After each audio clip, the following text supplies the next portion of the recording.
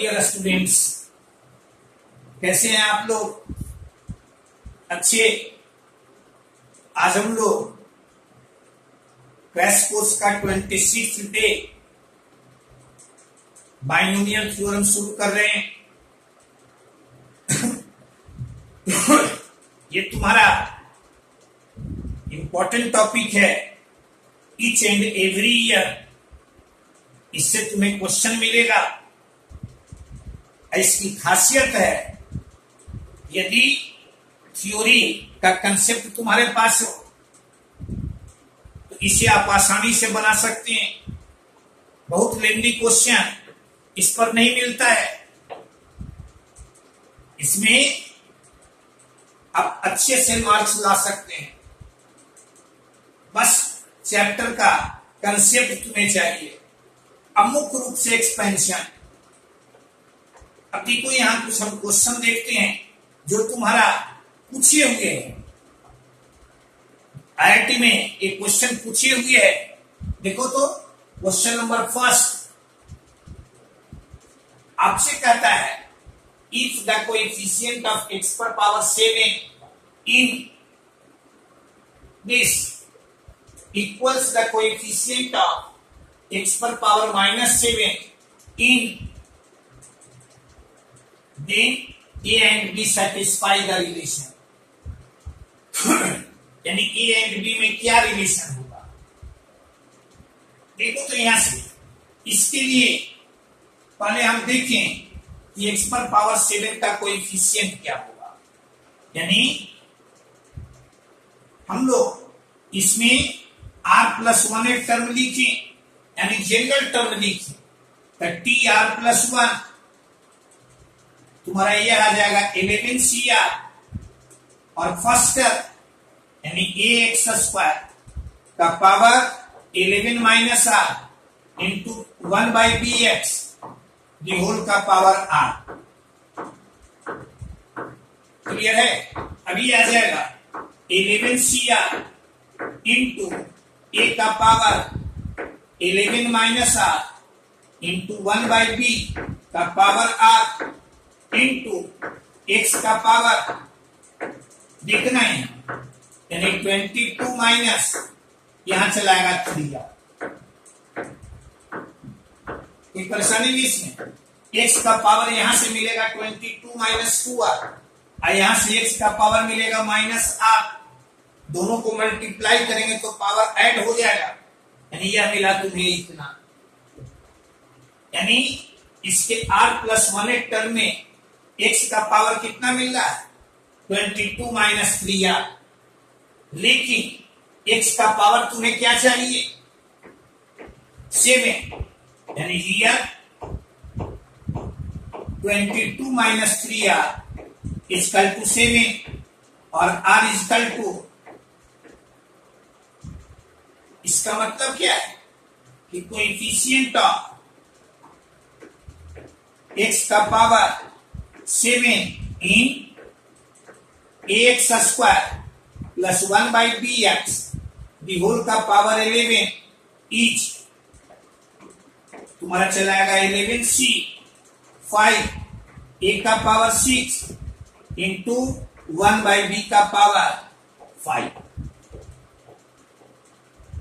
कोई परेशानी नहीं। अब यहां से फिर देखेंगे हम दूसरे वाले में, यानी इसमें तुम्हें चाहिए x पर पावर -7 का कोएफिशिएंट। तो इसका जनरल टर्म हम लिखें, इसका जनरल टर्म लिखेंगे तो tr+1 यह आ जाएगा 11cr इंटू ax का power 11 - r into -1/bx² the whole का पावर r। यह चलाएगा 11c r इंटू a का पावर 11 - r इंटू -1/b का पावर r इंटू x का पावर यहाँ 11 - r, और यहाँ आ जाएगा x का पावर -2r, यानी 11 - 3r। आपको किसका कोएफिशिएंट चाहिए? x पर पावर -7 का, यानी x का पावर कितना होना चाहिए, -7।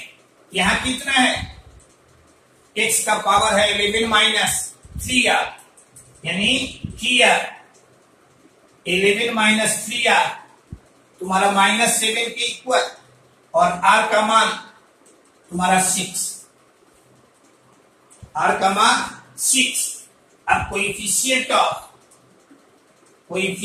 ऑफ x का पावर -7, तो यह तुम्हारा 11c6, 1 का पावर 5 इंटू -1 b का पावर 6, यानी ये चलाएगा 11c6, 1 का पावर 5 b का पावर 6।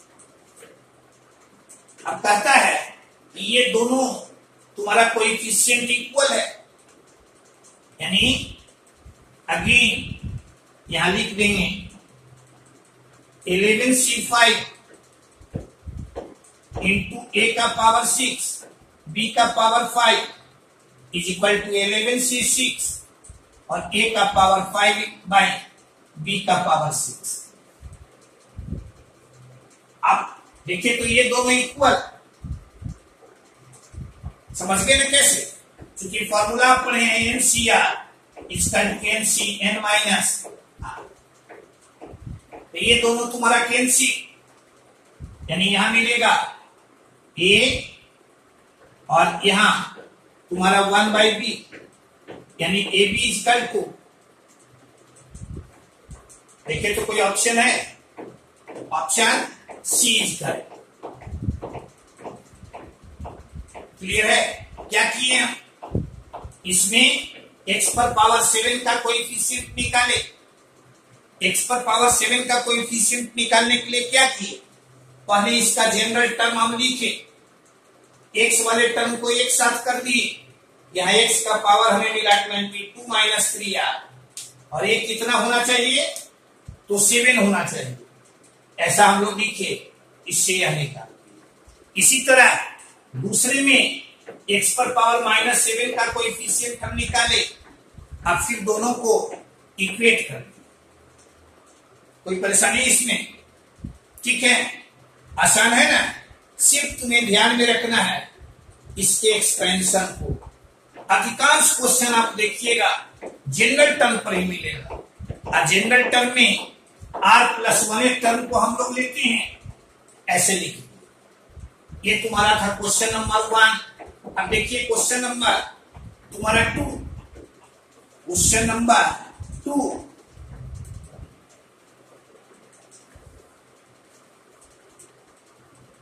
आपसे क्वेश्चन नंबर 2 को पढ़ के देखिए, कहता है the value of x for which the sixth term in the expansion of this,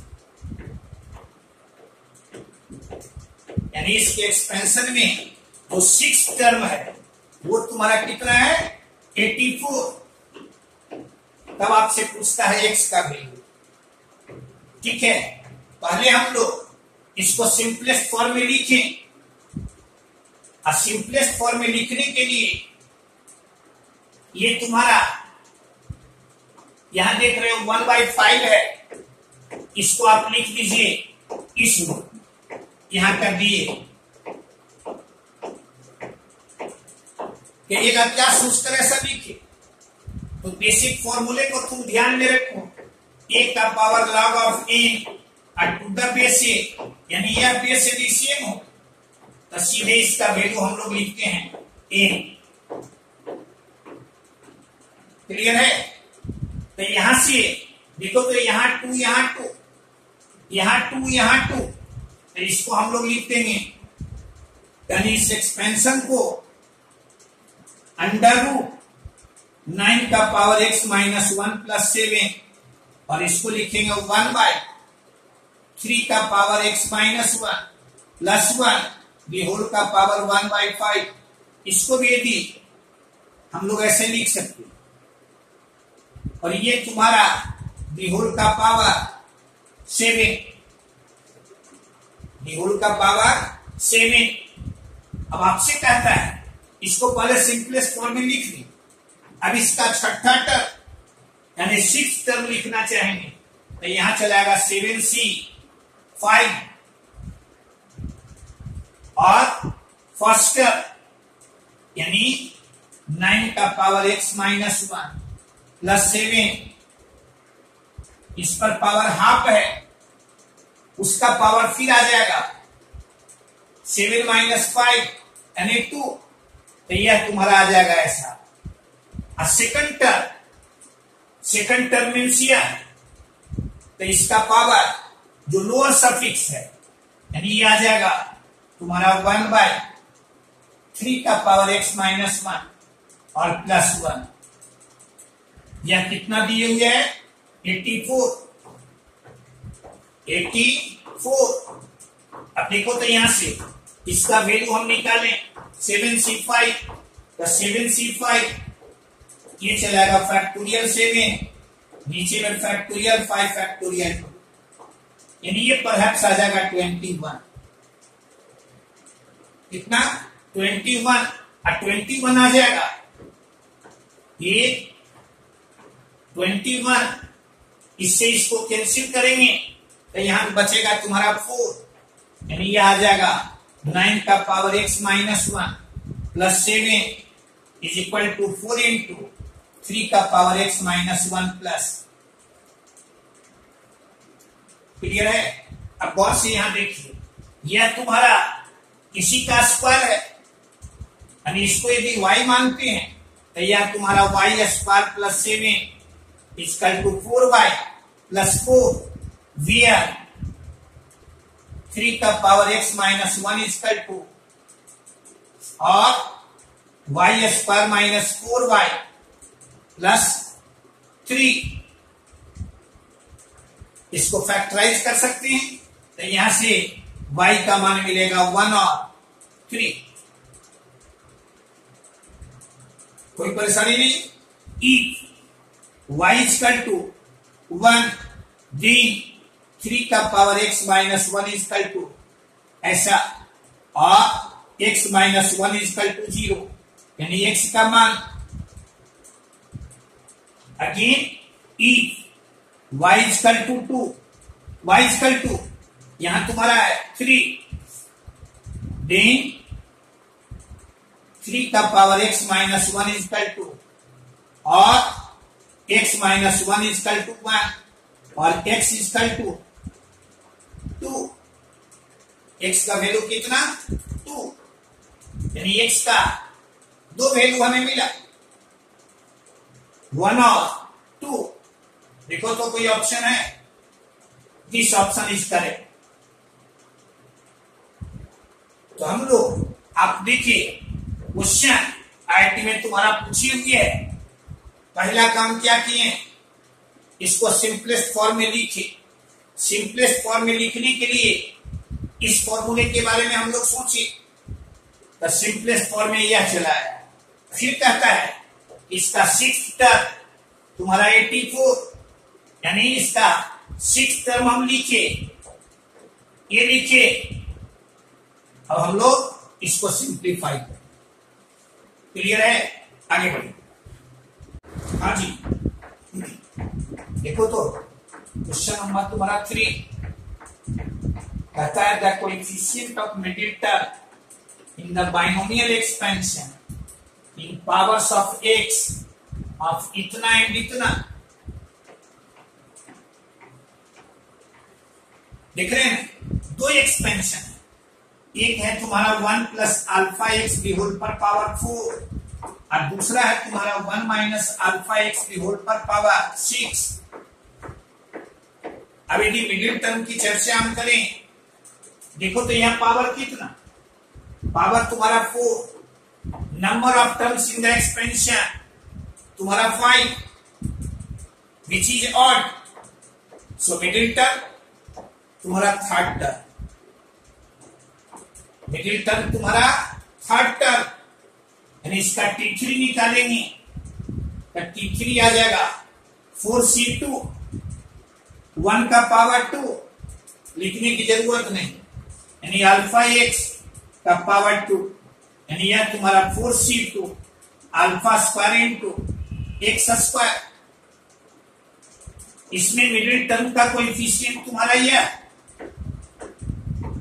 अब वहां देखिए पावर वहां है 6, यानी number of terms in the expansion 7 odd, so there will be 1 middle term, यानी इसका मिडिल टर्म आ जाएगा, यानी तुम्हारा T4 मिडिल टर्म कौन होगा? T4। अब T4 लिखेंगे तो 6C3 1 का पावर 3 लिखने की जरूरत नहीं, यानी यहां माइनस अल्फा एक्स का पावर, यानी ये आ जाएगा 6 माइनस का पावर 3 करेंगे माइनस 6C3 और यहां अल्फा का पावर 3 और x3। यहां कोएफिशिएंट तुम्हारा यह अब कहता है कि they are same, they are equal. देखो तो यहां से 4C2 हियर 4C2 और यहां 4C2 alpha square equal to minus 6C3 alpha cube. अब 4C2 का मान लिखिए तो ये चलाएगा तुम्हारा 6, यानी ये 6 अल्फा स्क्वायर, ये अल्फा स्क्वायर तो इससे कैंसिल तुम्हारा होगा माइनस 6C3, यानी 6C3 तो ये चलाएगा फैक्टोरियल 6, यानी 6 इंटू 5 इंटू 4 इंटू फैक्टोरियल 3, ऐसा लिखिए। ये तुम्हारा 6, यानी दिस इज योर 20 अल्फा, और अल्फा का वैल्यू ये चलाएगा। देखो तो यहां से ये -6/20, this is your -3 by, which option is correct? तो ऑप्शन सी इज करेक्ट। या क्लियर है? क्या किए हम सीधे यहां देखे कि पावर है 4, यानी number of terms in the expansion 5, इसलिए मिडिल टर्म तुम्हारा T3, यहां पावर है 6, number of terms in the expansion 7 odd है, सो मिडिल टर्म तुम्हारा T4। तो यहां से T3 निकाले, यहां से T4 निकाले। अब x का जो कोई x कोएफिशिएंट तुम्हारा यह, यहां कोएफिशिएंट तुम्हारा यह, तब इन दोनों को इक्वेट कर दिए, अल्फा का हमें वैल्यू मिल गया। क्लियर है? अब देखो तो क्वेश्चन नंबर तुम्हारा 4, क्वेश्चन नंबर 4, यहां हम लोग क्वेश्चन नंबर 4 में ये एक्सपेंशन तुम्हें दिए हुए है 1 + 3x अब +2x² दी होल का पावर 6, और इसमें कहता है कि कोएफिशिएंट ऑफ x पर पावर 11 बताइए। अब इसको हम लोग बहुत सारे तरीके से बना सकते हैं इस क्वेश्चन को। ऐसे ये तुम्हारा बाइनोमियल के रूप में भी लिख के बना सकते हैं, फैक्टराइज करके भी बना सकते हैं, या मल्टीनोमियल के थ्योरी से भी बना सकते हैं। ऐसे यहां सिंपल है तो इसको हम लोग लिख सकते हैं 1 + x का पावर 6 या 1 + x+ into 1 + 2x the whole का पावर 6, यानी 1 + x दी होल का पावर 6 इंटू 1 + 2x।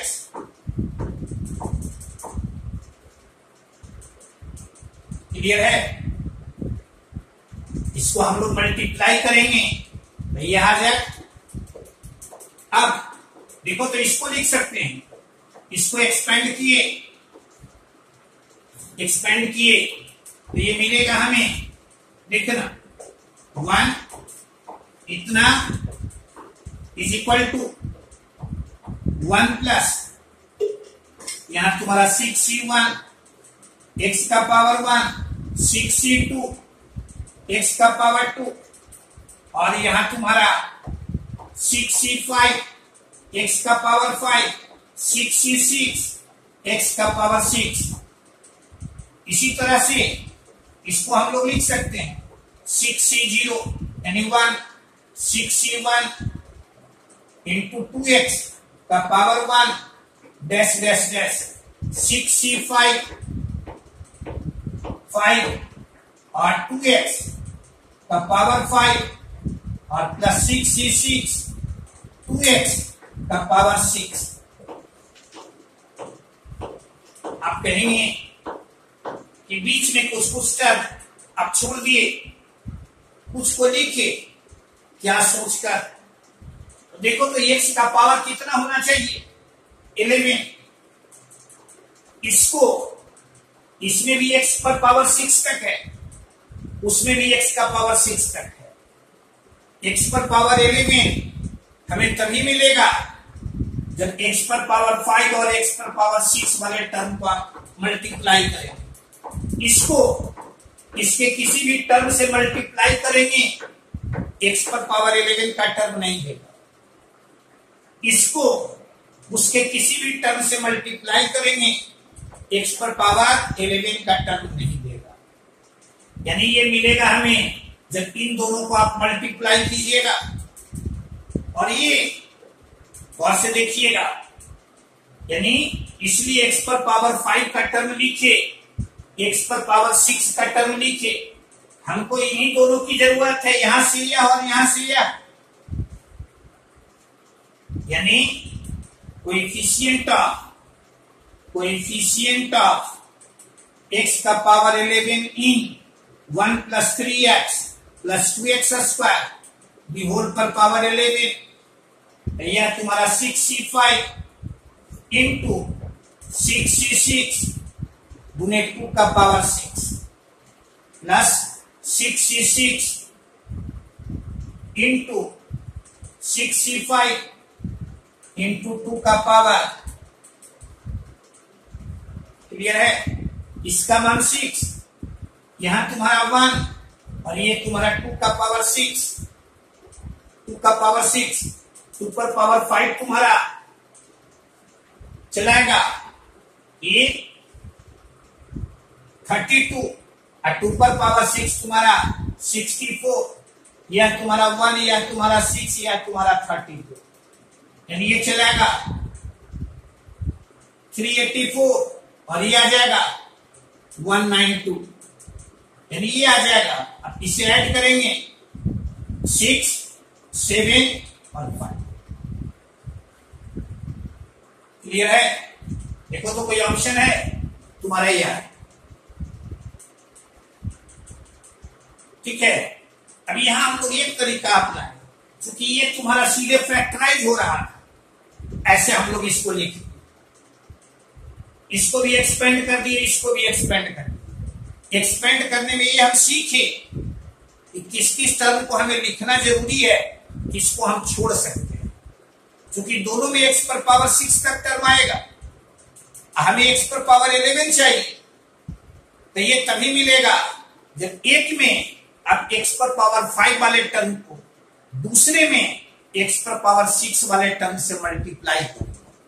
इसलिए इसमें भी x पर पावर 5 और x पर पावर 6 का टर्म लिखे, उसमें भी x पर पावर 5 और x पर पावर 6 का टर्म लिखे। बाकी की हमें जरूरत नहीं थी। ये तुम्हारा एक मेथड हुआ।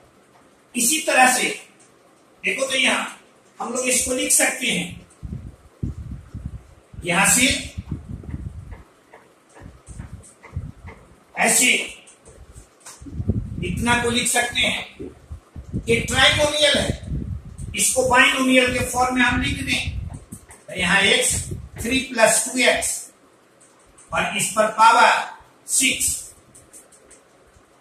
अब इसको हम एक्सपेंड करते हैं तो ये चलाएगा इतना इक्वल टू, देखो तो 6c0 प्लस 6c1, यहां तुम्हारा इसका पावर यानी x 3 प्लस 2x और इस पर पावर तुम्हारा 1 का पावर 5 का कोई सेंस नहीं। इसकी हमें जरूरत नहीं है। जरूरत कहां से पड़ेगी देखना, यहां लिख देंगे 6c 5, यहाँ x का पावर 5, यहाँ 3 प्लस 2x दी होल का पावर 5। इसमें भी x पर पावर 11 का टर्म नहीं मिलेगा, मिलेगा हमें 6c5 x 6c6 x का power 6 3 plus 2x the whole का पावर 6, यानी x पर पावर 11 का टर्म हमें सिर्फ मिलेगा तुम्हारा यहाँ। अब इसको देखो तो 6c6 इसका मान 1, तो x पर पावर 6 और 3 प्लस 2x दी होल पर पावर 6। अब इसको एक्सपेंड करते हैं तो यहाँ x का पावर 6 और इसको एक्सपेंड करेंगे तो 6c0 3 का power 6 plus dash dash dash.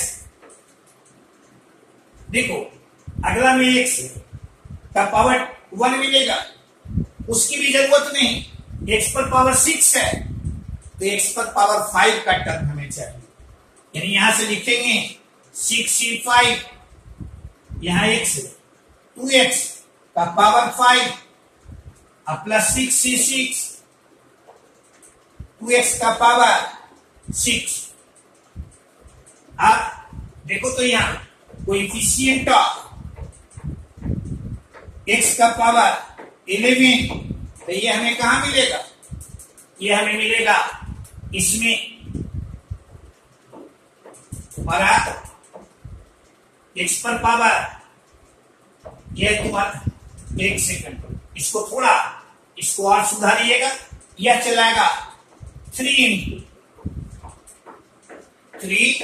Into यहाँ 3 भी है तुम्हारा, यहाँ 3 का पावर 0 मिलेगा जिसे लिखने की जरूरत नहीं है, लेकिन वहां चलाएगा तुम्हारा 6c5 यानी तुम्हारा 6, यह तुम्हारा 3 और यहां से हम लोग लिखेंगे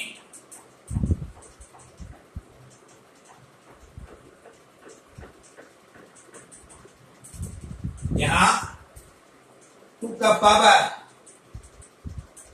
तुम्हारा 5, 2 का पावर 5 यानी ये चलाएगा तुम्हारा 80 इंटू 32, तो ये चलाया तुम्हारा 6 और ये 57। क्लियर है? तो दूसरे तरीके से भी बना दी, क्या किए, यहां जो ट्राइनोमियल है इसको बाइनोमियल के रूप में लिख दी, अब इसे एक्सपेंड कर दिए। अब देखिए कि x पर पावर 11 का टर्म हमें कहां मिलेगा, तो यहां तक नहीं मिलेगा, यहां तक में देख रहे हो x पर पावर 10 का ही टर्म मिलेगा, x पर पावर 11 का टर्म यहां मिलेगा, तो यहां इसको सिर्फ हम एक्सपेंड कर दिए और इसमें देखे कि x पर पावर 11 का टर्म हमें का कोएफिशिएंट क्या होगा, तुम्हारा यह क्लियर है, तो ये तुम्हारा 4th है। इसी को और हम लोग मल्टीनोमियल से भी बना सकते हैं, मल्टीनोमियल थ्योरम का एप्लीकेशन करेंगे तो उससे भी बना सकते हैं, यानी इसी सवाल को 3 तरीके 4 तरीके से हम लोग बना सकते हैं। आगे बढ़ो, ठीक है। आपसे देखो क्वेश्चन नंबर तुम्हारा 5 कहता है द कोएफिशिएंट ऑफ x पर power 5 in the expansion of, इस सीरीज को आप देखिए, इस सीरीज को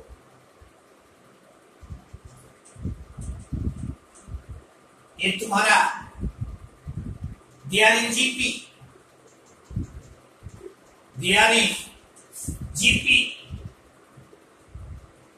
पूछिए कि how many terms are there in the series,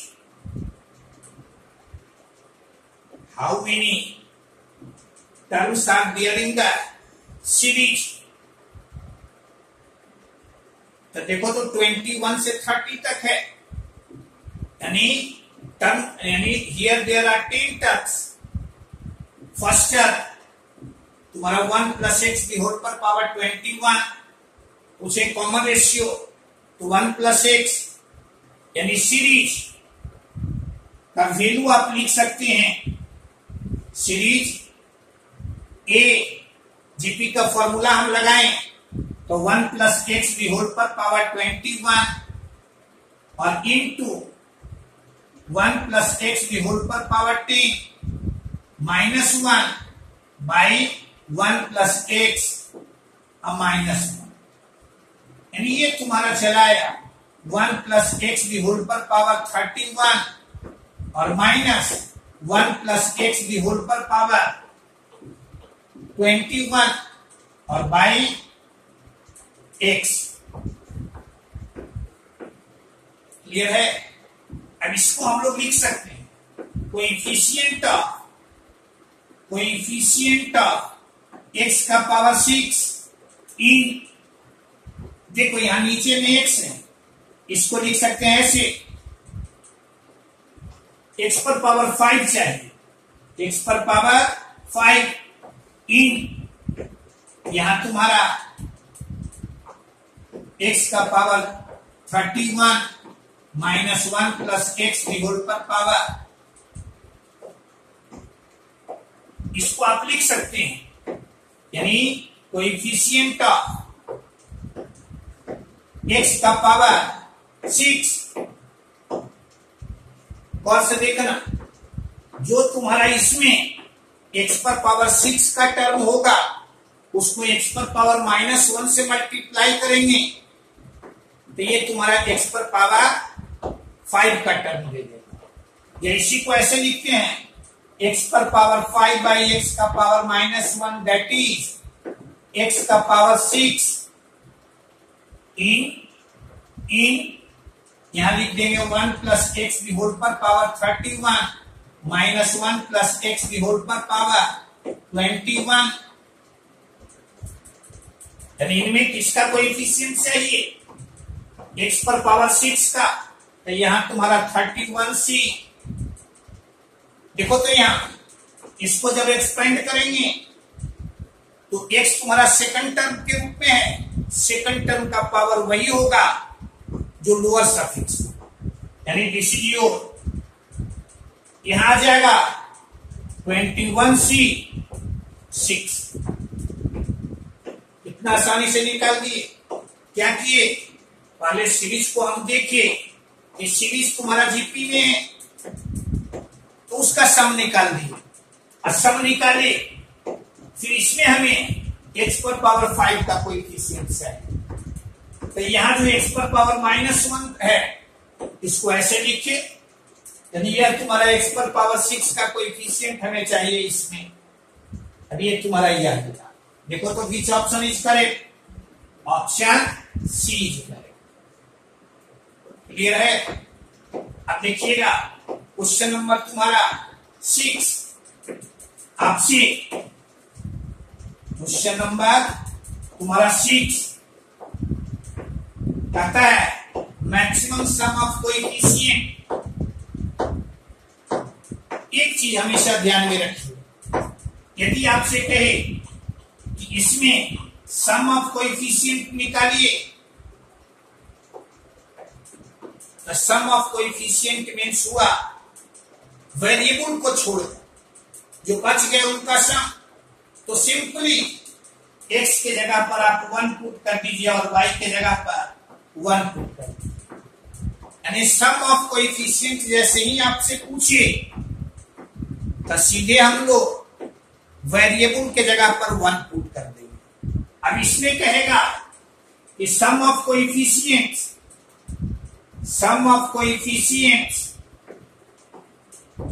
तो ये आ जाएगा 1 माइनस साइन थीटा प्लस 1 का पावर n, यानी 2 माइनस साइन थीटा पर पावर, लेकिन आपसे पूछ रहा है maximum value, maximum sum of the coefficient, इसलिए maximum sum of the coefficients